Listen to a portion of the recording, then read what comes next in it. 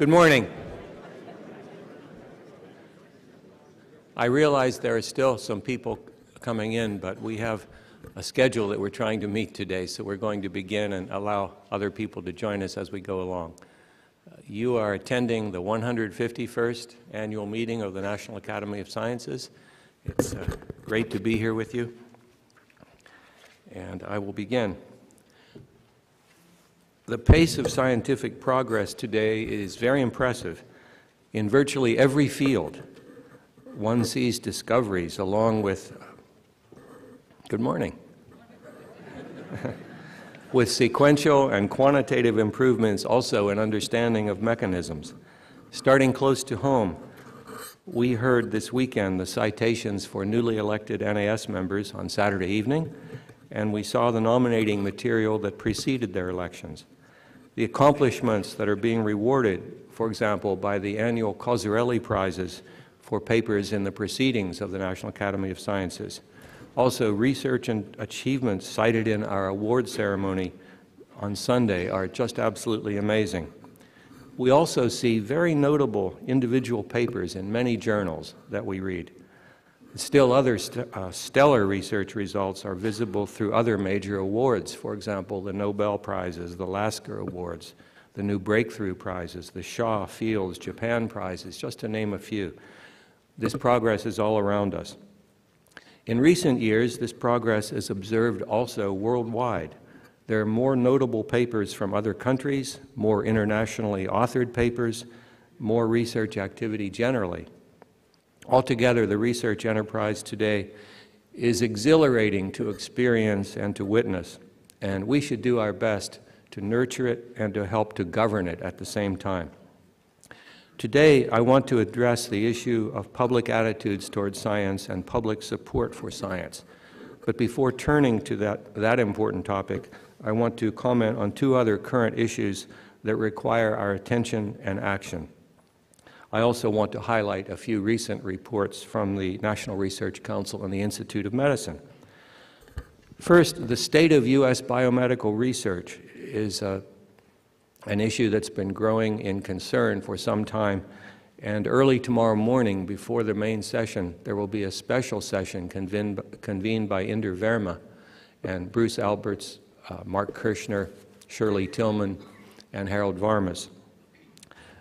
They published a paper this month to note that past and current pattern of growth in biomedical science has led to unproductive hyper-competition for federal research funds that has destructive consequences, and they're calling for important structural reforms. At this meeting tomorrow morning, I hope that some of you can meet them early in the morning to begin serious discussions on potential structural reforms that are going to require a lot of attention, and there are certainly analogs in other fields of science. Another issue that I just want to mention briefly is that of reproducibility in science. Clearly, scientific experiments and calculations must be documented well enough with the data conveyed transparently enough so that the experiments and calculations can be repeated by others independently. That is the absolute essence of science. However, there have been some reports recently, and some credible reports, of irreproducibility of published results, and that we should probe more deeply into these accusations and any such occurrences that we're aware of. Now, fortunately, our Committee on Science, Engineering, and Public Policy, COSAPUP, which is a joint committee with the National Academy of Engineering and the Institute of Medicine, has been looking into these issues, and they're planning on releasing a report in about 3 months. You know what our review process is like. It's difficult. But we're looking forward because we understand that that report will deal with some of the issues in reproducibility in science. Let me mention a few reports of the past year from the National Research Council and the Institute of Medicine.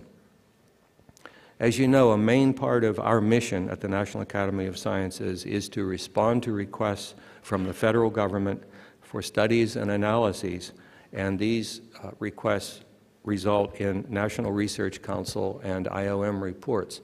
all of which, of course, are peer-reviewed heavily before they're issued. The study committees are appointed, serve without compensation, and each year we issue perhaps 200 such reports. To illustrate the broad range and the scope of topics of these reports, I'm going to mention, I think, just 8 of them by title. The first one, Estimating the Incidence of Rape and Sexual Assault, was a report issued by our Division on Policy and Global Affairs. The second, that is on the right, Effects of U.S. Tax Policy on Greenhouse Gas Emissions. And I remind you, these were requested by federal agencies and departments. This report was out of our Division on Engineering and Physical Sciences and our Transportation Research Board. Reducing, this one is so new the cover isn't prepared yet. Reducing the fuel consumption and greenhouse gas emissions of medium and heavy-duty vehicles, Phase 2. This project was from our Division on Engineering and Physical Sciences and our Division on Earth and Life Studies. The effects of diluted bitumen on crude oil transmission pipelines. This one was from our Division on Engineering and Physical Sciences. I'm showing these titles not only because the topics are potentially important and were requested with serious interest, but because they illustrate the very broad scope of real-world problems that usually lie beyond our individual disciplines. 2 more reports I'll mention are the mathematical sciences in 2025. Well, this is more an example of policy for science as opposed to science for policy. The one on the right, the abrupt impacts of climate changes, dealing with issues of tipping points in the physical and biological climate system, was issued by our Division on Earth and Life Studies. There were, I'll mention just 2 very notable Institute of Medicine reports. Sports-related concussions in youth, improving the science, changing the culture. This one was prepared along with our Division on Behavioral and Social Sciences and Education, a topic where people are waking up to some latent issues. And then on the right, variation in healthcare spending. This one may be hard to read. Variation in healthcare spending. The prescription was target decision-making, not geography. There are still other reports that are self-initiated by the Academy or requested by private foundations or state governments, for example. During the past year, one such report was self-initiated with our partner, the Royal Society. And I might say that the immediate past president of the Royal Society, Martin Rees, has joined us this morning. Welcome, Martin. This report focuses on physical sciences data that demonstrate climate change and presents 10 frequently asked questions with answers to the general public, written very much for the educated general public and not for climate experts. These reports, the National Research Council and IOM reports, and the ones directly from the Academy, also represent a main channel, a very direct channel of interaction with our Congress. So, of course, Congress is always exceedingly important in formulating science policy and in federal budget allocations. So we must maintain good contacts with the men and women in Congress and with their staffs. Our Office of Congressional and Government Affairs assures that our reports are communicated to all interested members of Congress and its committees in a respectful and nonpartisan fashion always. And that office also provides very frequent briefings on the Hill involving the scientists who serve on the NAS NRC committees. So that work is exceedingly important. Now I want to turn to this issue of science and the public and what the Academy is doing. We all know that public enthusiasm and understanding and support are needed to fund scientific research and to improve science education.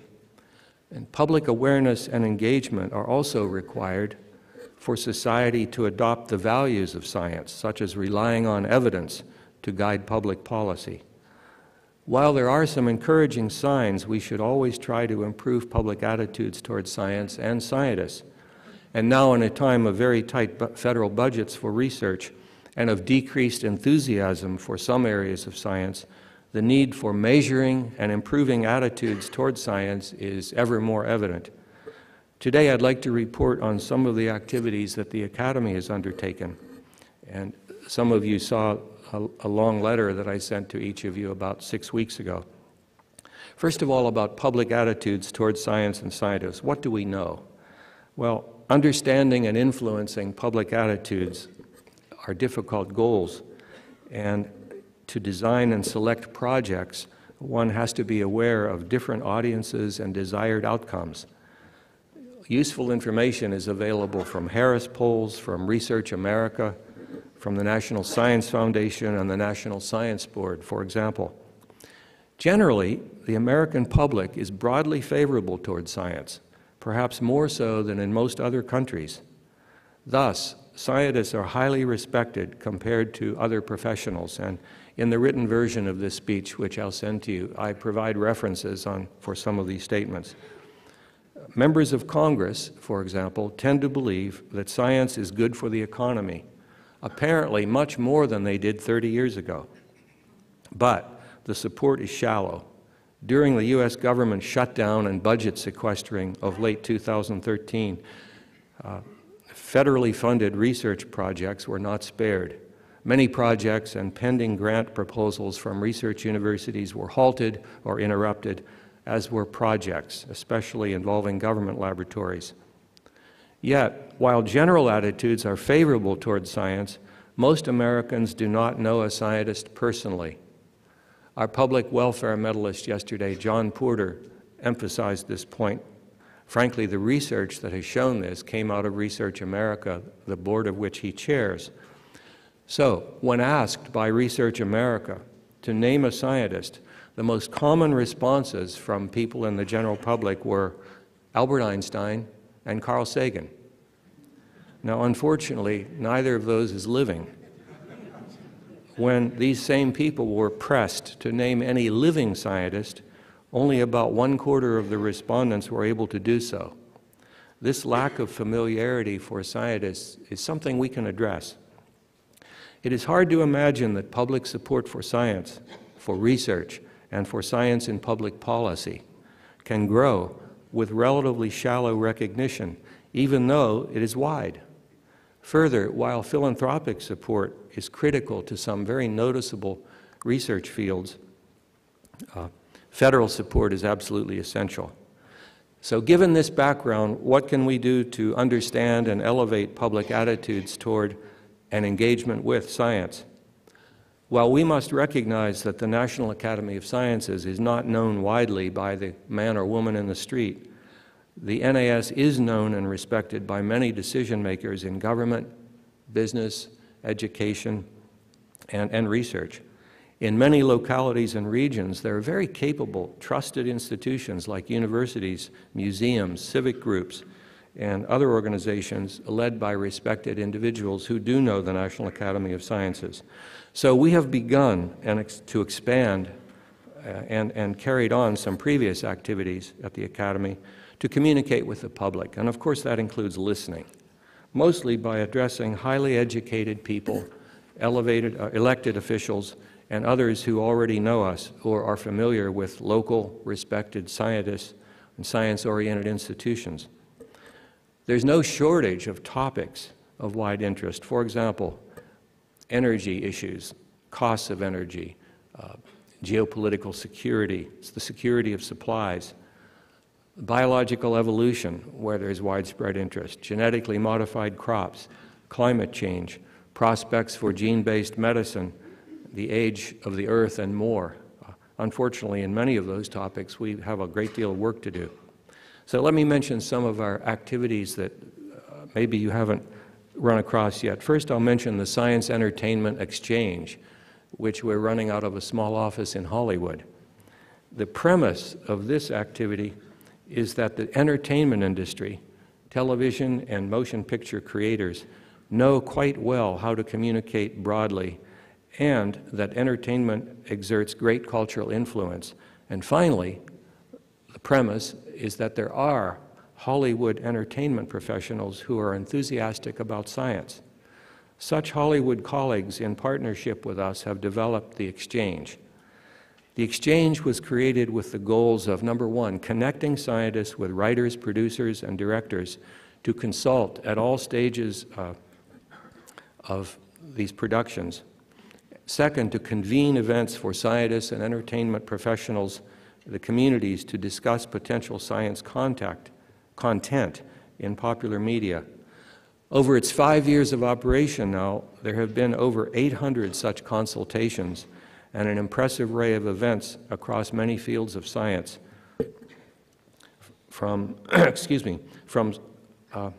a number of NAS members and many of our science colleagues have participated in both kinds of these exchange activities. I'm going to give you an example in a minute of one result. The exchange is turning out to be very valuable. There is noticeable impact on science content in certain movies and TV series, for example. The positive portrayal of women scientists has been facilitated by the exchange in a couple of very interesting cases. And good relationships have been established between Hollywood entertainers and leaders and individual scientists. The example I want to give you is the new version of the formerly Carl Sagan Public Broadcast System series on Cosmos. It began to air on the Fox network 5 weeks ago and on National Geographic the following night of each week. It's produced by our Exchange Advisory Board member, Seth MacFarlane, who happens to be a Hollywood creator, and it's hosted by our longtime friend, astrophysicist Dr. Neil Tyson. The origin of this new 13-part series can be traced directly back to the launch event of our exchange when MacFarlane and Tyson were introduced to one another. And in the written version of this speech, I will provide you to links confirming that fact. But this new Fox series has enormous potential to reach millions of viewers. In fact, 500 million households worldwide is the reach of these two networks, people who are not often exposed to science. So I want you to see a brief segment from Cosmos. Whoops, I just lost it.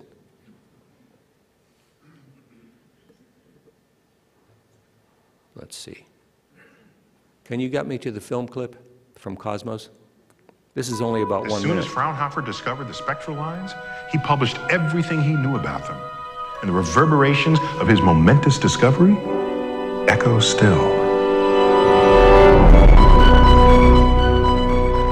His spectral lines revealed that the visible cosmos is all made of the same elements. The planets,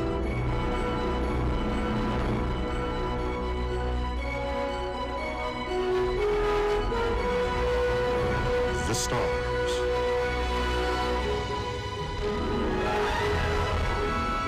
the galaxies, we ourselves, and all of life.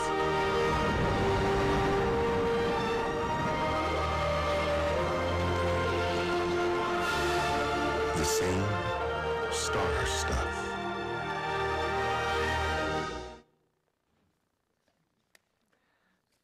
Now I want to show you another encouraging sign from another new television series.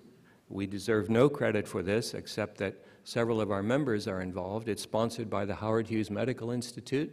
It's entitled Your Inner Fish, and the star and the creator is our member Neil Shubin. It premiered about the same time. In fact, it premiered here in this auditorium as part of our longtime commitment with the Environmental Film Festival in Washington.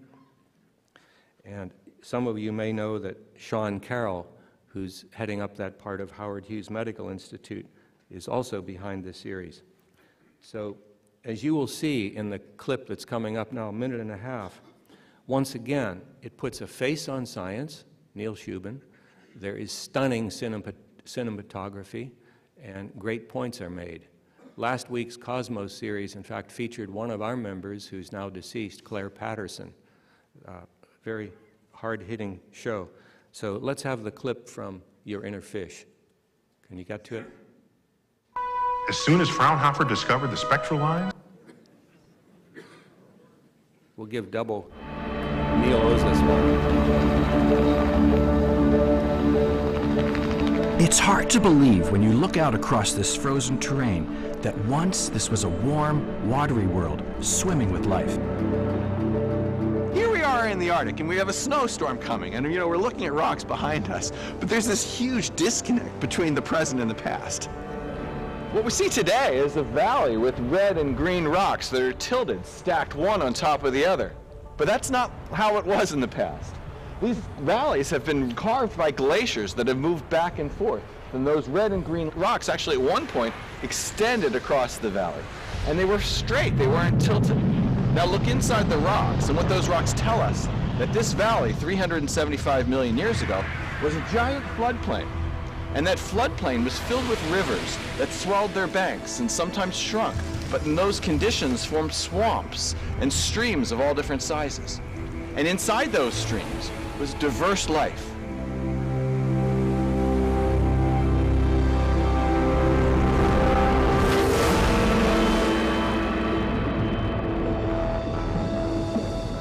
Somewhere out there, we were hoping to find an intrepid fish on the brink of the historic transition to life on land.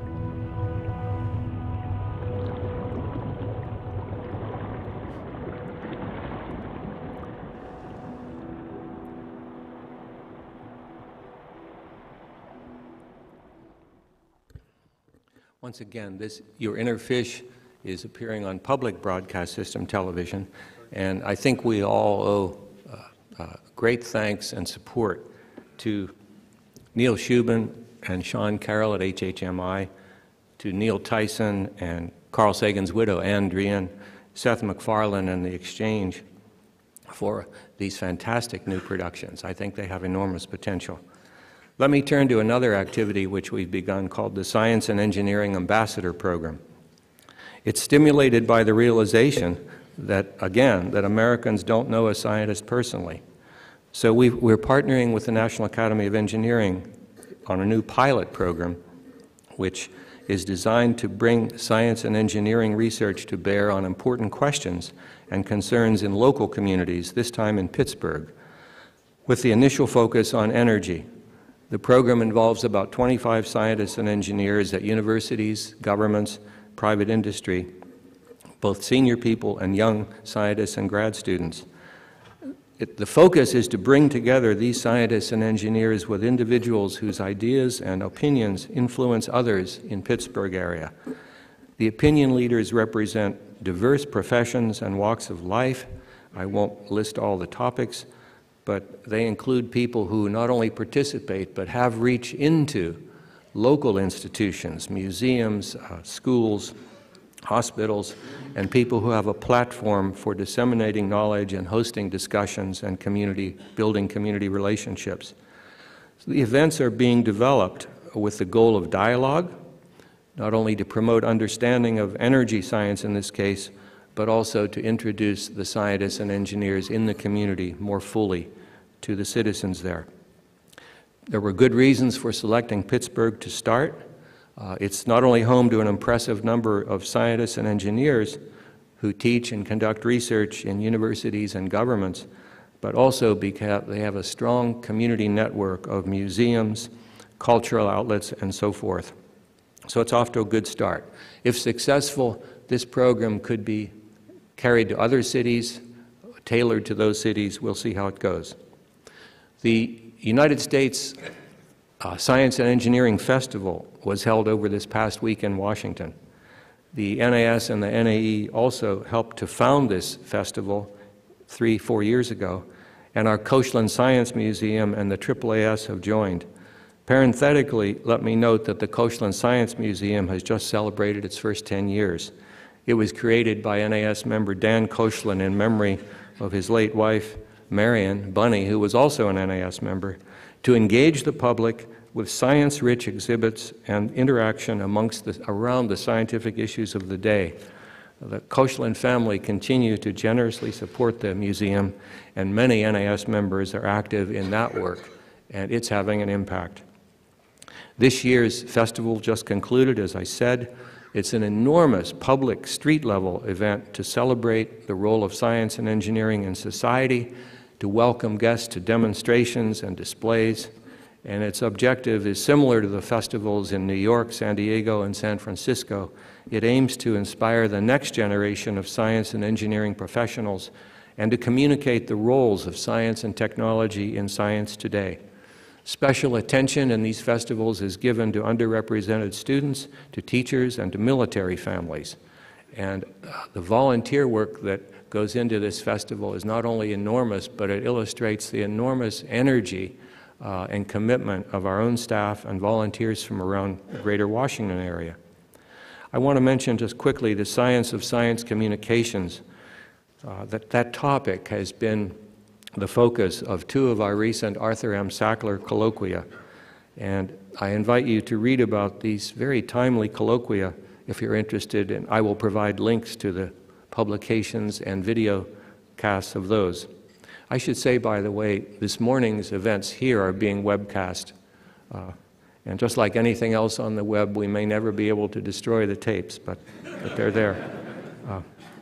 We're also active in a communication awards program. I know Bruce Alberts, our President Emeritus, helped to get this started 10 or 12 years ago, where each year we award $20,000 prizes in 4 categories to individuals or teams who have developed creative, original work that address issues and advance science, engineering, and medicine for the general public. These awards are creating a lot of interest. The journalism community and writers are very, very taken by these awards. They come and attend it. They recognize each other and encourage each other. The winner of the book category each year usually presents our book and author talk here at our annual meeting of the Academy. The last topic I want to mention is a new one, in a way, and that is to produce new brochures, largely electronic, to describe the benefits of basic research. This undertaking was actually begun in the 90s, but not continued until now. It's been interrupted, but we're going to restart it with a new series of booklets and brochures entitled Surprising Payoffs that will tell stories of how originally basic, unguided research has become enormously important, either societally or commercially, or for some other reason. And the project has been launched by the NAS Council. The first focus is going to be on the social and behavioral sciences. We're expecting the first products, these documented stories, but written in ways that the general public and teachers and people around the country can use, is due, well, probably 2015. And we're calling the series Surprising Payoffs. It's probably a topic that we have to continue on forever, to continue to note that this flow of work from basic research often results in surprising payoffs, sometimes not quickly, but sometimes very dramatically. So it's important for us to continue these efforts to communicate with the public. To advance science and its benefits to society, we must be aware of very serious and immediate challenges to undermine science. Mr. Porter, former Congressman Porter, told us about that yesterday in his view, and he was fairly stern, as you heard. For example, challenges to the teaching of evolution, claims that climate science is fraudulent, rejection of genetically modified crops, various attacks on social science, pockets of sentiment against vaccinations, annual federal budget fights, and underinvestment in science. The general lack of understanding of the whole scientific process, how it corrects itself and how it advances society. And then science as an international pursuit are such issues. The importance of opportunity in science for all students and for young PhD investigators is a message that requires continual emphasis. Also, proper conduct in science is a very serious topic that needs our attention both internally and in the broader community. Because informed public attitudes about science are critical, we must commit to long-term efforts to interact with the public The National Academy of Sciences plans to continue its efforts based on all of your work and interact more with the public. And we urge other scientific and professional societies and civic organizations to expand their communications work. Let me give you one final item to add to your to-do list, if I may. Yesterday's Public Welfare Medal presentation to John Porter. I'll give you some advice from Mr. Porter, who tells pretty much every scientist he meets how important it is to invite members of Congress to visit you in your home district. He said he has never seen a congressman or woman emerge from such a visit without being enthusiastic. They see the commitment, they see the students, they see the laboratory equipment, they hear about the goals, they hear about the aspirations, the achievements, and they gain enthusiasm. But not enough of that is happening. So Mr. Porter says, work through your universities, your research institutions, however you do it, but get to know the men and women representing you in Congress so that they know who to call when they need information. And doing this the night before a decision has to be made is not a good time. Develop the relationship early.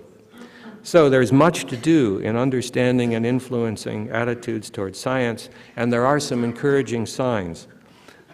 Several people have said already that the next time Research America asks Americans if they can name a living scientist, don't you think Neil Shubin and Neil deGrasse Tyson are going to pop up the list? I think they might. At any rate, the stakes are high. Let's stick with and expand our efforts, both individually and using our institutions. Thank you.